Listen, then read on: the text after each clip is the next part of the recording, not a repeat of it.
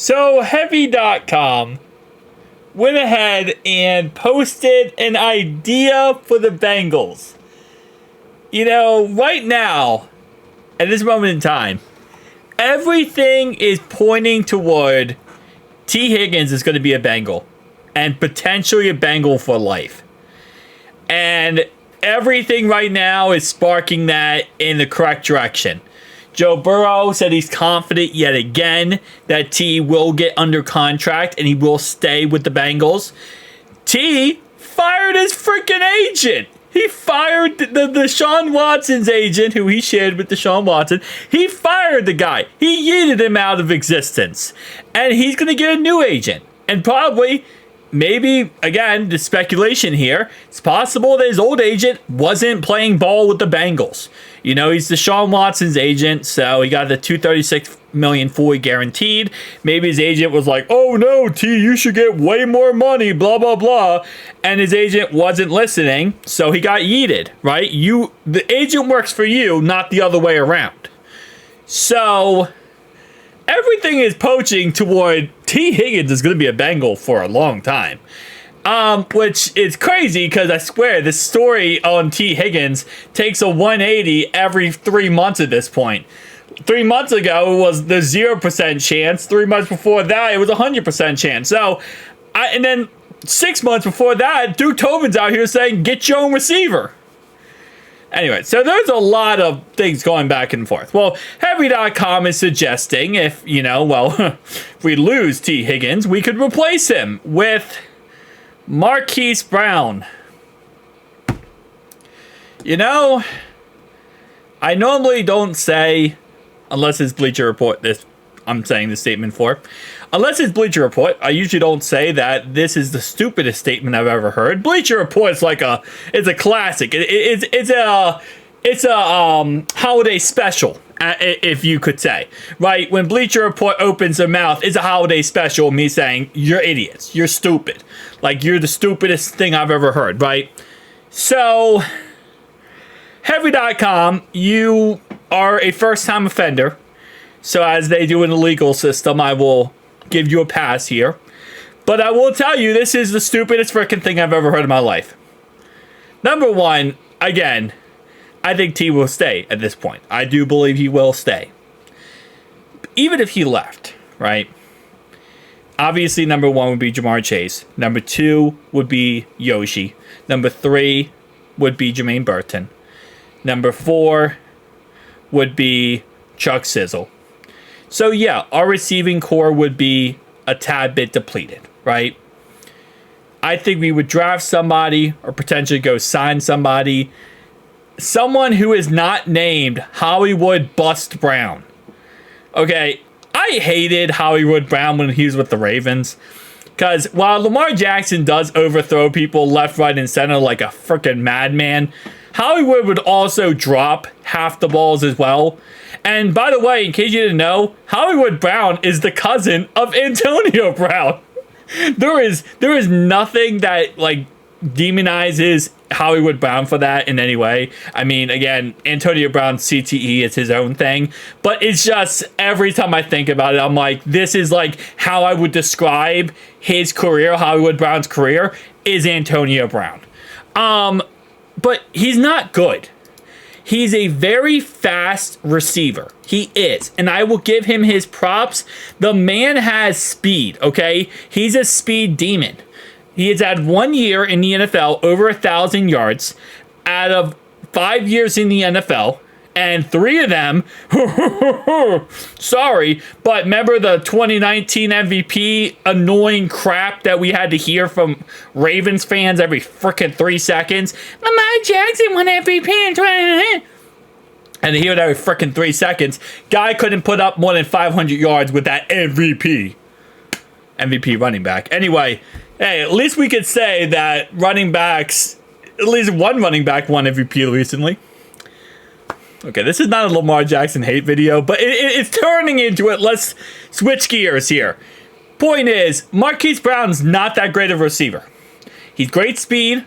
He has injury concerns. That's his another problem. And again, you could put the docket on problems here. Last season, obviously, he got hurt this season before the season even started, out for the year. Last season, he missed the last, 3 games of the season. The year before that, he missed the last 5 games of the season. Actually, no, 4 games and 3 games. He missed 3 games the year before that. The year before that, he missed 4 games. Yes, he did play his last year in Baltimore, full year, but he missed some games his rookie season. We would riot, absolutely riot, if Duke Tobin took him. Right? If they took Hollywood Brown and signed Hollywood Brown. First off, again, listen, the Chiefs right now have him on a 1-year, $7 million deal. If we spent $7 million on a wide receiver, okay, we might have some riots going on in Cincinnati. And Duke Tobin might be on the pitchfork with the pitchfork up his butt and walking out of town. If we spend $7 million on a receiver and not an offensive lineman, not anything on defense, I mean, for Christ's sake, give that $7 million to Mike Gesicki.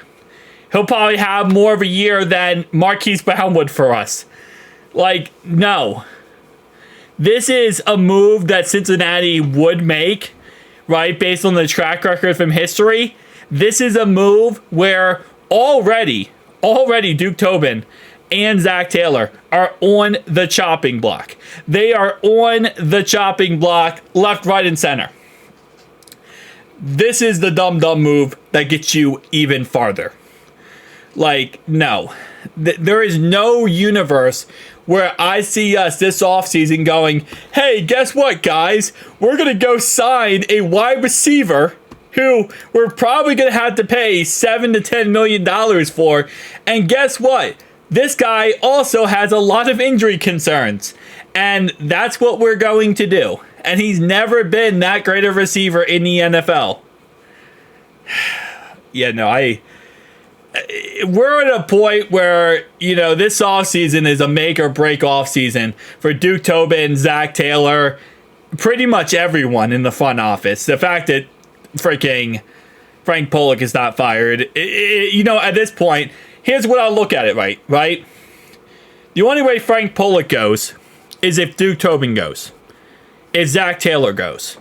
And that's just the God's honest truth. And it's like one of those things where it's like, even if you're like, hey, listen, and I'm like this with myself. I'm like, I don't want to fire Zach Taylor. I don't want to fire him. But the fact is, if you want Frank on, you have to get rid of Zach. If you want Frank on, you have to get rid of Duke. And that's just the fact at this point. It's a package deal, right? You might say, well, you could fire one guy.